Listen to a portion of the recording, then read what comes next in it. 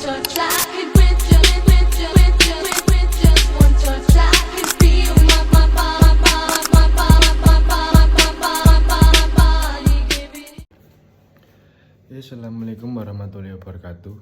Perkenalkan, nama saya Adi Jimawan dengan NIM 2433019. Pada kesempatan kali ini saya akan mempresentasikan materi mengenai ketimpangan pendapatan dengan fokus pembahasan pada kondisi ketimpangan pendapatan di Kabupaten Gunung Kidul. Dalam presentasi ini saya akan menjelaskan kondisi yang terjadi, penyebab dan dampaknya, implementasi kebijakan pemerintah, analis, rekomendasi hingga kesimpulan. Lanjut kondisi ketimpangan Gunung Kidul. Pertama, kita akan melihat kondisi ketimpangan pendapatan di Kabupaten Gunung Kidul. Berdasarkan data Badan Pusat Statistik atau BPS yang tercantum dalam RPJMD Kabupaten Gunung Kidul tahun 2025 sampai 2029, tingkat ketimpangan pendapatan diukur menggunakan rasio Gini. Rasio Gini merupakan indikator yang digunakan untuk mengukur pemerataan pendapatan. Nilainya berada pada angka 0 sampai 1. Semakin mendekati angka 0, berarti pemerataan pendapatan semakin baik. Sedangkan semakin mendekati angka 1, berarti ketimpangan semakin tinggi. Data menunjukkan bahwa pada tahun 2020, rasio Gini Gunung Kidul sebesar 0,352.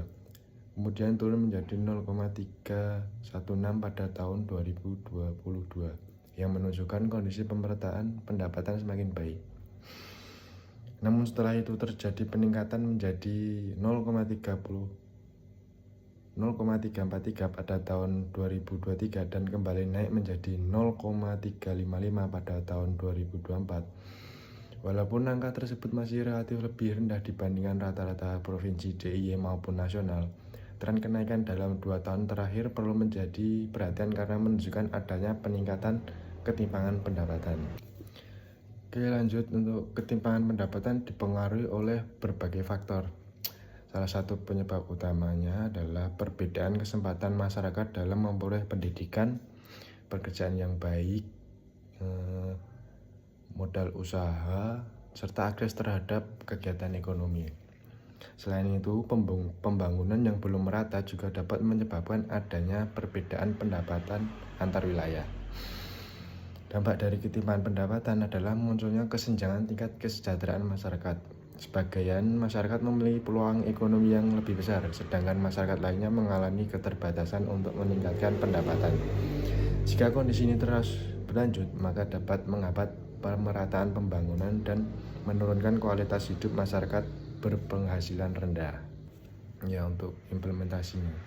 Untuk mengurangi ketimpangan tersebut, pemerintah Kabupaten Gunung Kidul telah menjalankan berbagai program.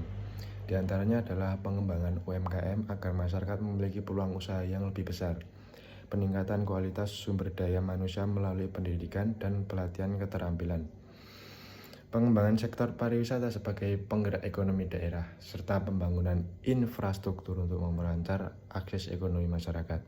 Melalui program-program tersebut, diharapkan kesempatan kerja semakin luas dan pendapatan masyarakat dapat meningkat secara merata.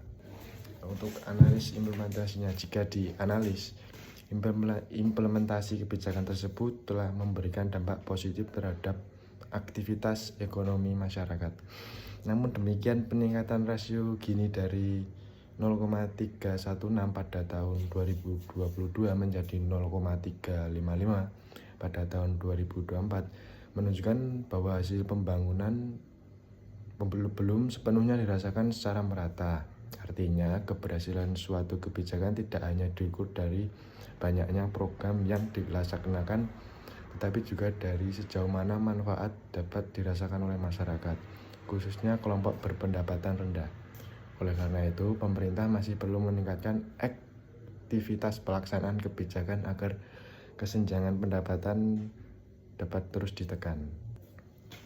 Untuk rekomendasi, berdasarkan kondisi tersebut terdapat beberapa rekomendasi yang dapat dilakukan. Pertama, pemerintah perlu memperkuat UMKM melalui kemudahan akses pembiayaan, pendampingan usaha, serta perluasan pemasaran produk.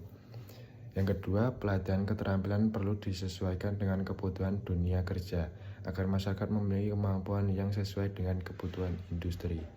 Ketiga, pengembangan sektor pariwisata harus lebih melibatkan masyarakat lokal dan pelaku UMKM sehingga manfaat ekonomi dapat dirasakan lebih luas. Selain itu, pemerataan pembangunan infrastruktur juga perlu terus ditingkatkan agar seluruh wilayah memiliki kesempatan ekonomi yang sama. Untuk sebagai kesimpulan, Kabupaten Gunung Kidul memiliki tingkat ketimpangan pendapatan yang relatif lebih rendah dibandingkan rata-rata DIY maupun nasional. Namun, meningkatnya rasio Gini pada tahun 2023 dan 2024 menunjukkan bahwa pemerataan ekonomi masih menjadi tantangan. Oleh karena itu, diperlukan upaya yang berkelanjutan melalui pengembangan UMKM, peningkatan kualitas sumber daya manusia, pengembangan sektor pariwisata, serta pemerataan pembangunan agar pertumbuhan ekonomi dapat dinikmati oleh seluruh lapisan masyarakat. Dengan demikian, tujuan pembangunan tidak hanya meningkatkan pertumbuhan ekonomi, tetapi juga menciptakan kesejahteraan lebih merata. Baik, demikian presentasi yang dapat saya sampaikan mengenai ketimpangan pendapatan di Kabupaten Gunung Kidul. Semoga video ini dapat memberikan gambaran mengenai kondisi ketimpangan pendapatan serta pentingnya pemerataan pembangunan bagi kesejahteraan masyarakat. Terima kasih. Wassalamualaikum warahmatullahi wabarakatuh.